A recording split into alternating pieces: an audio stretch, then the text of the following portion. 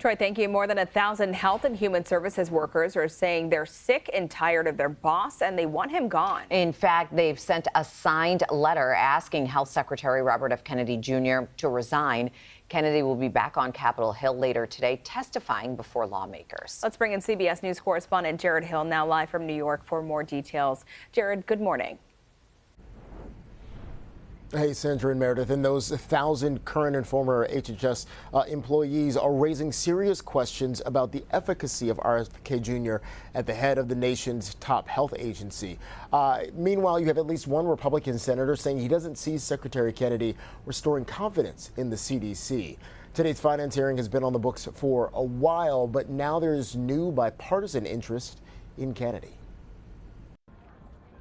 Today, a Republican-led Senate committee addressing new concerns about Health and Human Services Secretary Robert F. Kennedy Jr. as more than 1,000 current and former HHS employees demand his resignation or removal. There's serious allegations. In a letter, they say the country's top health official is endangering the nation's health by spreading inaccurate health information.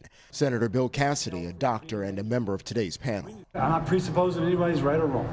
We got to get to the bottom of it. The hearing comes a week after the Trump administration fired former CDC Director Susan Minares, sparking the resignation of several other top officials. The White House and RFK Jr. have defended the move. There's a lot of trouble at CDC, and it's going to require getting rid of some people over the long term in order for us to change the institutional culture. At the heart of the turmoil, vaccine policy.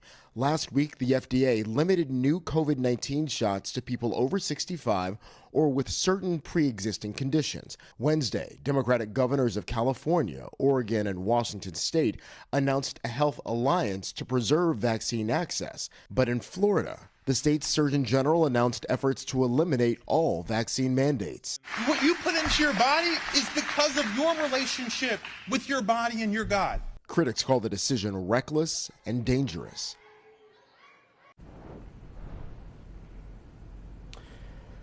So, on a practical level, Florida's move could end vaccination requirements for shots protecting against measles, chickenpox, polio, among a number of other things. Many public health officials credit those requirements for limiting the spread of incredibly infectious diseases that can also be deforming, if not deadly.